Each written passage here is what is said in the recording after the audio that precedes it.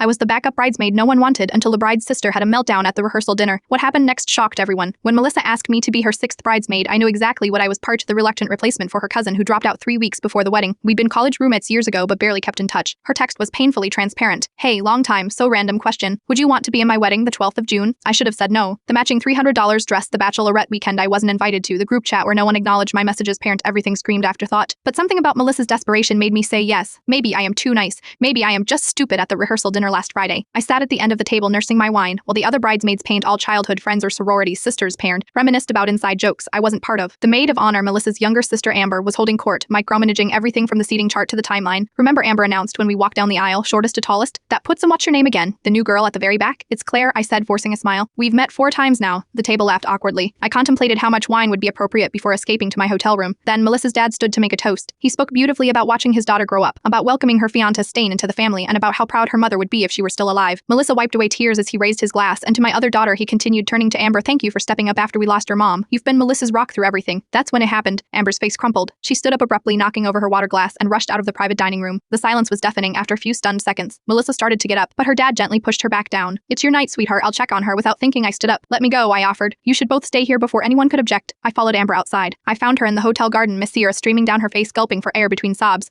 Go away, she managed. I don't even know you. Exactly, I said, sitting beside her on the stone bench. I am nobody. You don't have to pretend with me. She looked at me startled. Then something broke. I can't do this anymore, she whispered. Aximin keeps saying how amazing I am for handling everything, for being strong for Melissa, but I miss mom too. It's been 3 years and I never got to grieve because I was too busy holding everyone else together. I didn't offer platitudes. I just listened as years of suppressed grief poured out. How she planned the entire wedding because their mom had always talked about doing it. How she felt guilty for resenting her sister's happiness. How exhausted she was from pretending to be okay. When she finally fell silent, I handed her my makeup bag. You know what? It's okay to not be okay sometimes. She looked at me curiously. Why are you being nice to me? I've been awful to you because I know what it's like to be the person no one sees, I said simply. We walked back in together 15 minutes later. The dinner continued, but something had shifted. Amber squeezed my hand under the table when her dad asked if she was all right. I am getting there, she said, giving me a small smile. The next day at the wedding, Amber announced a change to the processional. Claire's walking with me, she declared, linking her arm through mine. Right before Melissa and Dad later during the reception, Melissa pulled me aside. What did you say to my sister last night? She asked, genuinely puzzled. Nothing special, I shrugged. Sometimes you just need someone who doesn't expect you to be perfect. As I drove home Sunday, my phone buzzed with a text from Amber. Brunch next weekend. Heard out I could use a friend who sees the real me. Sometimes the people who seem to have it all together are the ones falling apart inside, and sometimes the person no one notices is exactly the one who needs to be there. I went to that wedding as the bridesmaid no one wanted. I left as the friend someone needed.